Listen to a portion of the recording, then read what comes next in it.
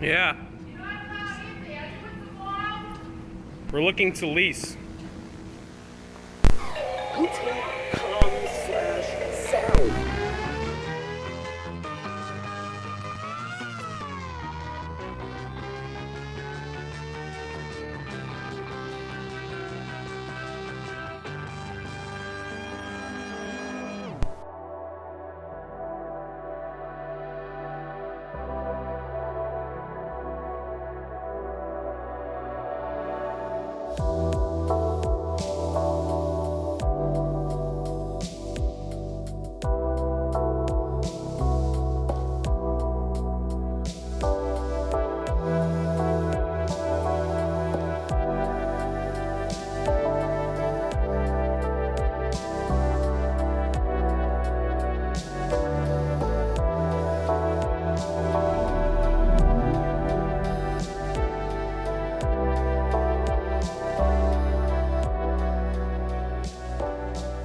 Hey, what's up, Legion? My name is Sal, and this is another Expedition Log.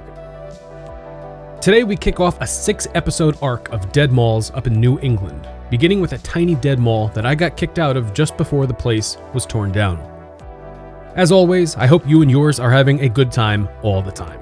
I also hope you're all subscribed to my channel. It really helps me out, so make sure to sub and follow me on social media and all that cringy YouTuber stuff. Links are all down below. In this bite-sized episode, I'd like you all to come take a walk with me and Anthony, formerly with Faded Commerce, through the Woburn Mall in Woburn, Massachusetts, to see how it looked just months before demolition. But first, a brief word from our sponsors. The legendary 1977 WBZ TV Channel 4 on-air turkey attack, a moment with Nintendo's short-lived Rob, and a spot from the Woburn Mall in the 1990s. Enjoy. The Eyewitness News Team, the people who bring you the news each day. And those are just the people you can see. Let's get to Bruce. I can't make it. On the New York Stock Exchange, prices were lower despite a late rally. The trading was very active. Ed Berger's coming up in just a few moments. The Dow Jones Industrials closed down nearly 2 points. An average share of common stock gained 4 cents, more than 37 million shares were traded. Well, tonight, our money reporter Ed Berger is prepared, I think, to talk turkey on inflation. Ed? Tony, you know, the current inflation problem has made it very difficult to get any bargains. Now, it seems appropriate. What's it like to play the Nintendo Entertainment System?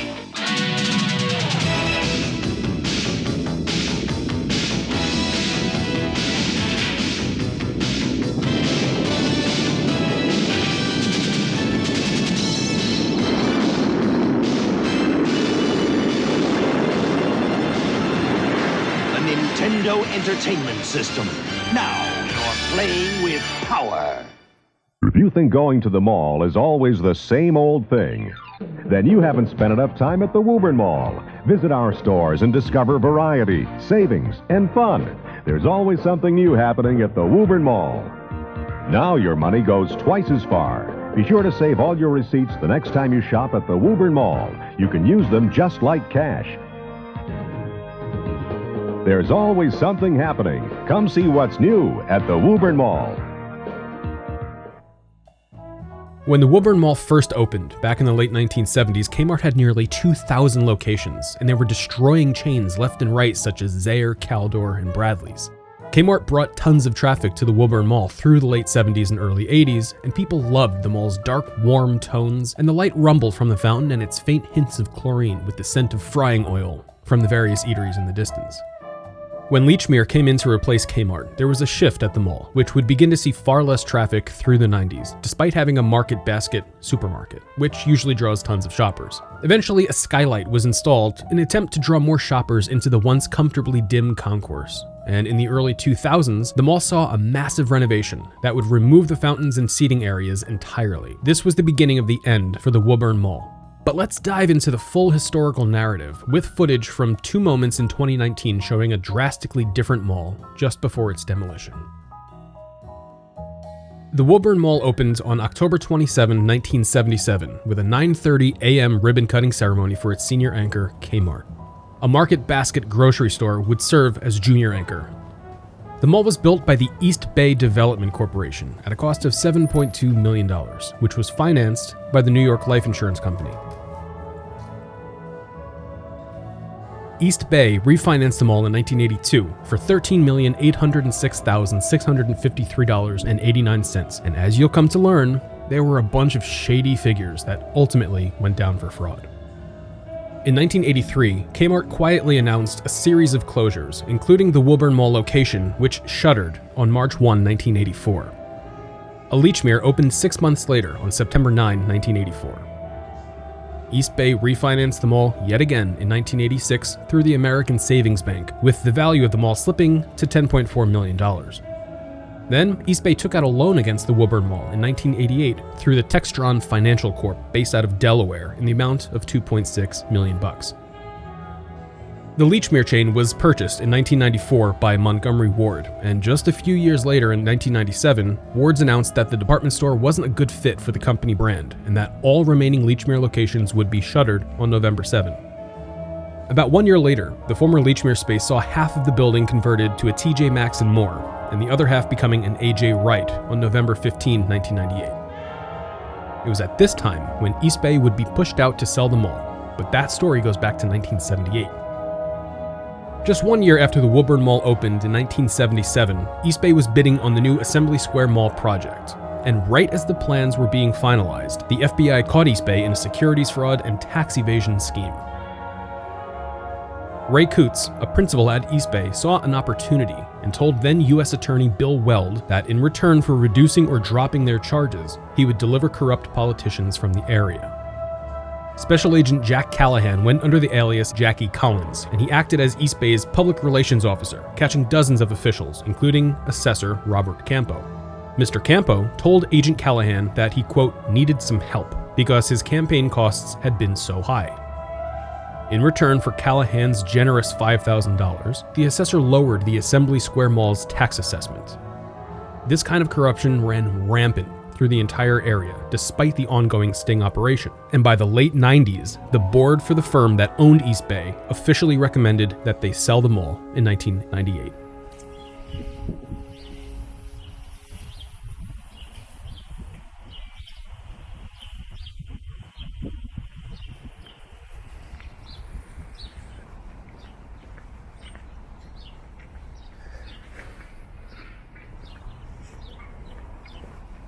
Now, this is footage that I shot of the mall on March 17, 2019, and this was just a couple of months before the mall would be completely demolished.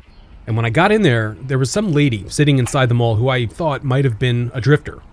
She had a bunch of random bags around her and some blankets and this and that, and my hunch was that she might have been homeless, using the mall to stay out of the cold. But it turns out she was actually mall security, which you'll see in a few minutes, and why this video is a bit short. Oops.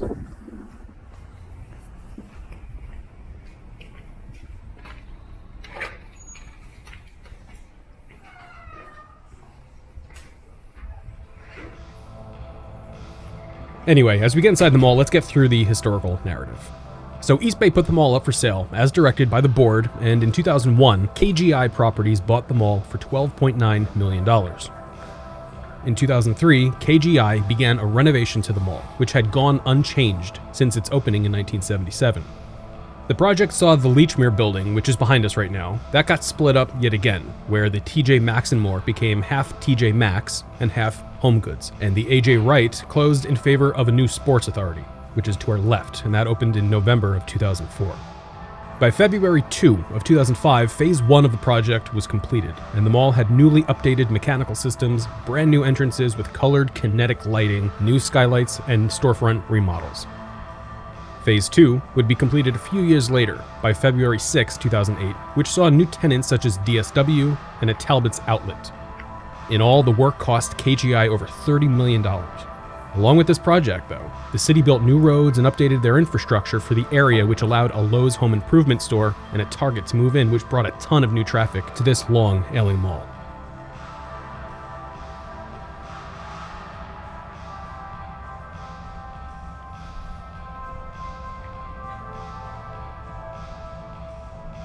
With brand new outward-facing storefronts and restaurants, a boom in traffic from the new big box additions, and the smell of fresh paint floating through the mall, KGI felt it was time to flip the property and make a profit. There's nothing wrong with that, nothing wrong at all. They made positive changes for the mall, and they intended to make some money. Unlike somebody such as Kohan, who would never do the renovations, and they would only decide to sell the place when they could make a couple of bucks when the land value went up.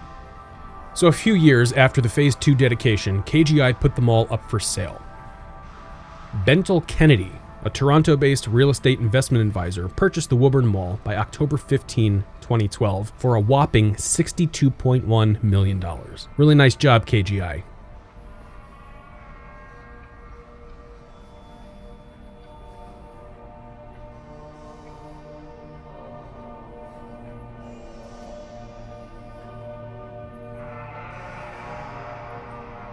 When Mr. Kennedy purchased the mall, it was at about 89% occupancy. It still had the Market Basket and TJ Maxx, and a CVS was next to the grocery store too. There was the Sports Authority and DSW, a Payless Shoes and Radio Shack, and multiple eateries like a Panera Bread, Papa Gino's, and McDonald's. The mall was actually killing it, and all Kennedy had to do was maintain the property and keep the tenants happy. That would keep the shoppers coming in. But despite the new $30 million renovation and robust occupancy, tenants would begin to flee the mall through the mid-2010s. And by 2016, Kennedy decided to put the mall up for sale.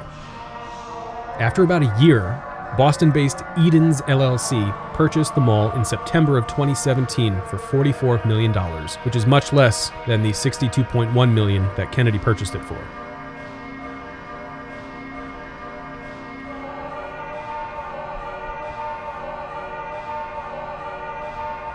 One year later, in October of 2018, Eden's chairman Dave Edmonds released a statement to the city of Woburn outlining a plan to redevelop the Woburn Mall into a, quote, mixed-use aesthetic gateway to the larger abutting commercial district, close quote. They requested new zoning for the property, which would be called Woburn Village, and plans were moving forward swiftly. Then in 2019, I showed up to see the mall in the condition that you're looking at. Completely empty except for the anchors and keymaker, and deteriorating rapidly.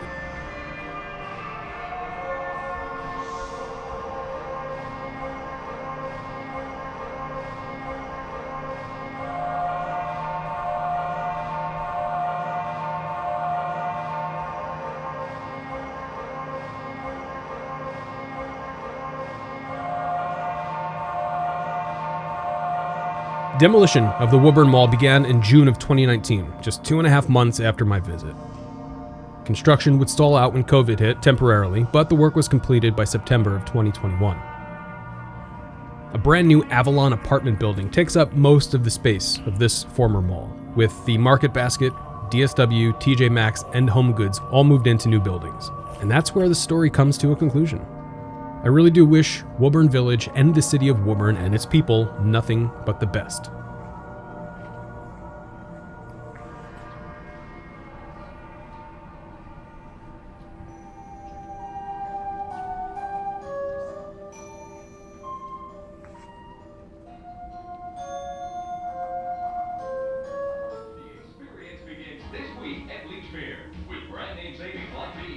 Scotch EG all-purpose video cassettes, now only $4.48. Scotch EG Plus, high-quality tapes for VCR recording, now only $5.68.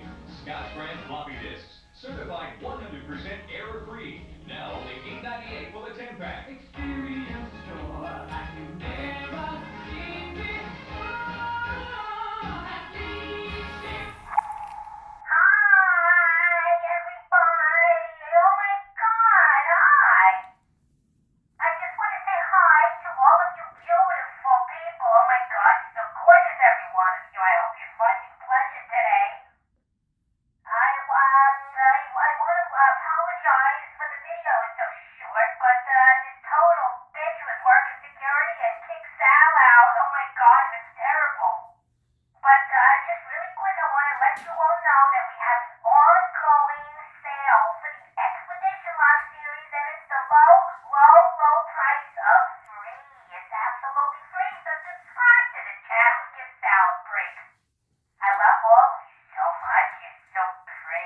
my God, I'll see you soon in the next one episode. Goodbye!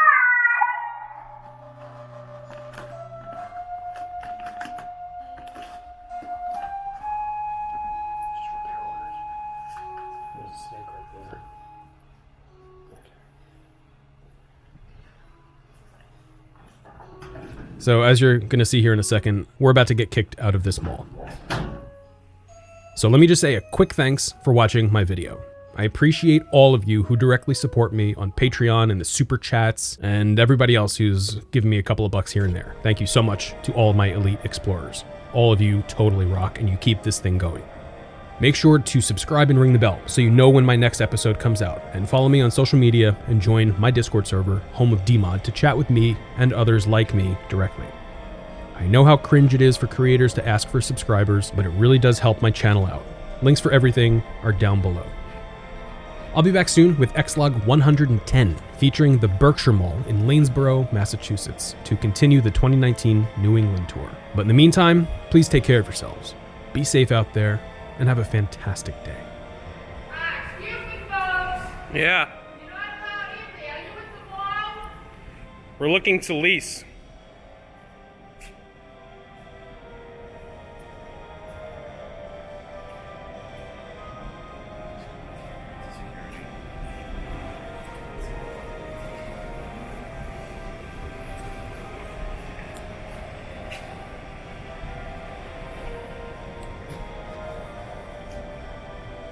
I legitimately thought that the state troopers were coming after me. And when I left here and I was driving around to my next mall, I kept looking at my rear view mirror to see if there were cops that were coming after us.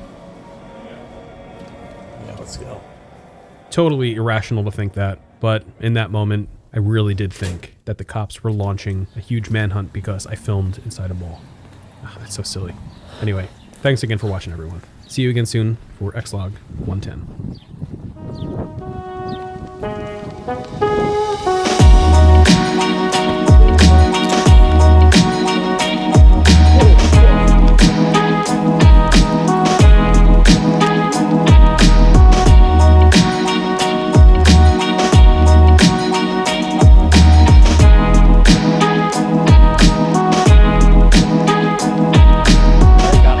Tonight, our money reporter Ed Berger is prepared, I think, to talk turkey on inflation. Ed?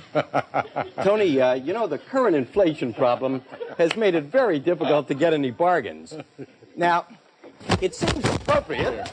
If you think going to the mall is always the same old thing, then you haven't spent enough time at the Woburn Mall. Visit our stores and discover variety, savings, and fun. There's always something new happening at the Woburn Mall. Now your money goes twice as far. Be sure to save all your receipts the next time you shop at the Woburn Mall. You can use them just like cash. There's always something happening. Come see what's new at the Woburn Mall.